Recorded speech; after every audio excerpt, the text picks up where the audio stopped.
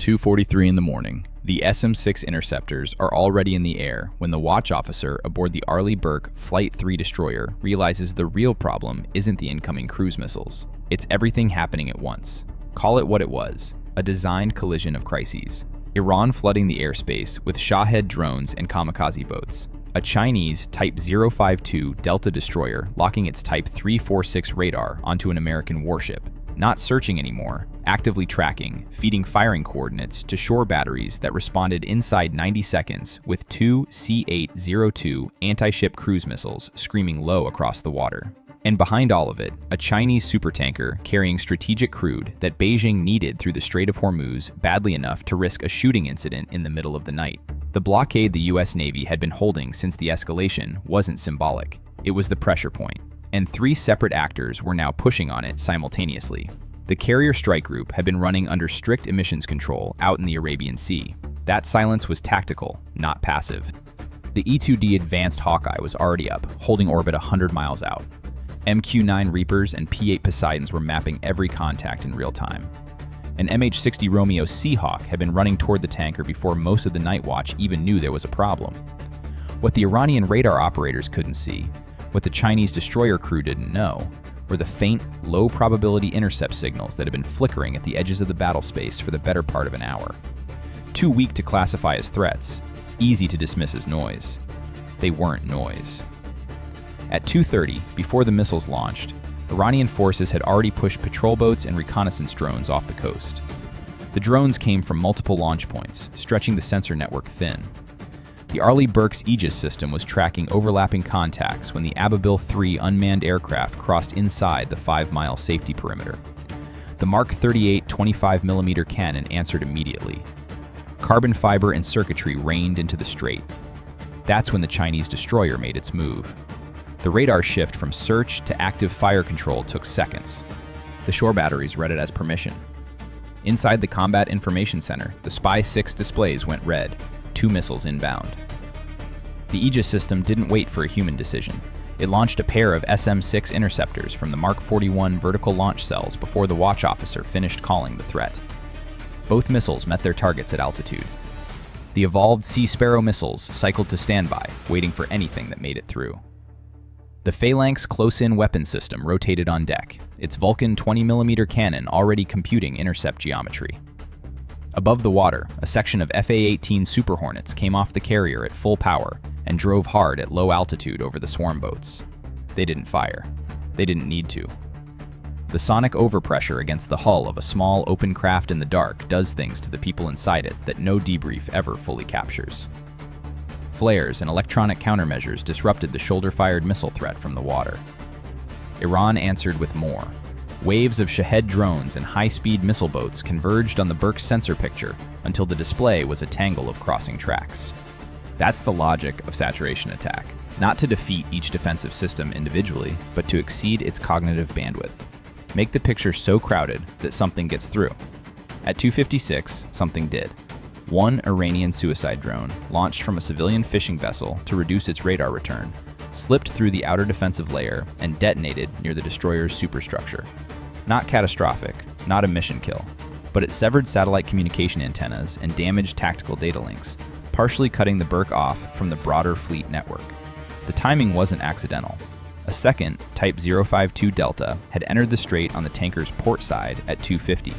2 Chinese destroyers, both generating heavy radar jamming, created an electronic shadow the supertanker used to switch off its AIS transponder and push for the gap that had just opened in the blockade line. The network the US Navy depended on for its common operational picture was struggling to resynchronize.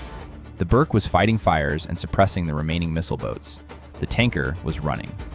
Somewhere in that moment, the alarms, the smoke, the displays showing more gaps than contacts, is where it's worth pausing. Because every sailor who has ever stood a watch knows the feeling. The moment the situation outpaces the plan. When training is the only thing left between controlled response and something worse. Most people will never stand in a combat information center with 2 incoming missiles and a jammed network.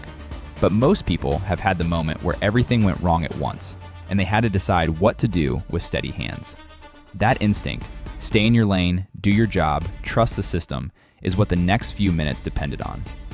At 3:05, the Burke was slowed by steering problems and degraded communications. The lead Chinese destroyer moved to open a corridor for the tanker and launched two YJ-18 anti-ship cruise missiles. Supersonic in their terminal phase, approaching 3 times the speed of sound after a subsonic cruise to conserve fuel. A calculated provocation forced the destroyer into a defensive crouch, clear the lane.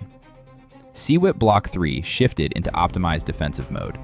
Not broadcasting jamming across the whole battlespace, surgical, sector by sector, it collapsed the data links coordinating the Iranian drone swarm, sending disrupted groups spiraling into the ocean without blinding the entire network.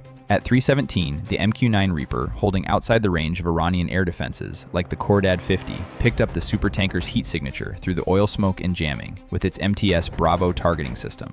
It sent that intelligence to the E-2D Hawkeye, which used it to rebuild the shattered tactical network. The fleet's common operational picture came back online. Bypassing the jammed satellite channels, the system switched to protected Link 16 and pulled the Burke back into the network. What had looked like a collapsing defense reorganized. That's when the aircraft no one had seen announced themselves by already being everywhere. The faint signals detected earlier in the Arabian Sea had been F-35 Charlies. The Lightning II stealth fighters from the carrier's strike group had been operating the entire time with their APG-81 radars in low probability of intercept mode. Invisible to Iranian and Chinese radar nets, not announcing their presence. Fusing targeting data from the Reaper, the Hawkeye, and the Burke into a single kill chain that the adversary had no way to see being assembled. Iranian operators were picking up ghost returns that vanished before track lock. The Chinese destroyer crew was watching their radar picture without knowing what was already inside it. At 3:25, the United States stopped absorbing the attack and started dismantling it. The Burke fired its remaining SM-6s. Seahawk helicopters ran along the outer edge of the blockade with Hellfire missiles systematically working through the swarm boats. The F-35s were acting as forward sensors and targeting nodes, feeding coordinates to Super Hornets that launched long-range anti-ship missiles, guided by aircraft the Chinese defenders couldn't track. One missile struck the lead Type 052 Delta's primary radar array directly. The fire control system that had been coordinating the tanker's escort went dark. By 3:40, the lead Chinese destroyer was in emergency defense mode. Its combat systems effectively dead, it could no longer protect anything. Beijing had sent these ships to run a gray zone pressure operation, quiet coercion, not open war. Losing a destroyer in an engagement that was supposed to be deniable was not the calculation. The order came down. The second destroyer deployed multispectral smoke and active decoys, covered its damaged sister ship, and both vessels turned for the deeper waters of the Gulf of Oman. The IRGC swarm came apart the same way, with drone data links jammed by SeaWhip Block 3 and the fast attack boats being picked off by Hellfire-armed Seahawks. The coordination that made the swarm dangerous dissolved. The shark fin formation that had moved with such purpose a little over an hour earlier scattered back toward the Iranian coast near Bandar Abbas. The sky that had been thick with Shahed drones was burning debris and fuel vapor. The Chinese supertanker, stripped of its radar coverage and its naval escort, shut down its engines at 4 in the morning. It sat in the middle of the Strait of Hormuz, surrounded by oil slick and wreckage, the silhouette of an Arleigh Burke Flight 3 destroyer with its 5-inch gun trained on the bridge. The blockade held. The corridor was back under American control. Beijing's pressure campaign through the strait ended in the dark, with a damaged warship retreating and $1 billion commercial asset adrift. Tehran's saturation attack, the most complex offensive the IRGC had attempted in the strait, had been absorbed and reversed in less than 2 hours. Not because nothing went wrong. Things went very wrong. A drone got through. The network went down. The destroyer took damage and slowed. The blockade had a gap for a few minutes. What closed the gap wasn't any single system. It was the connection between them. A Reaper outside the threat envelope passing targeting data to a Hawkeye that rebuilt the network and queued stealth fighters that were already there. The kill chain was invisible until the moment it closed. Which raises the question that still doesn't have a clean answer. If Washington had dropped restraint at the start, put the F-35s into open targeting, launched Tomahawks at shore batteries, treated the Chinese radar lock as an act of war rather than a provocation to be managed, the blockade would never have been threatened. The tanker would never have made its run. But a Chinese destroyer destroyed by American missiles in the Strait of Hormuz doesn't stay in the Strait of Hormuz. Oil markets, global shipping, every military force in the region, all of it moves. The danger in the strait was never really about whether the US Navy could hit back. It was about how far it was willing to go before the whole thing became something no one in the room wanted. That's the part that keeps the watch officers up after the shooting stops. And it's worth asking yourself where that line is, because the people drawing it had about 90 seconds to the side.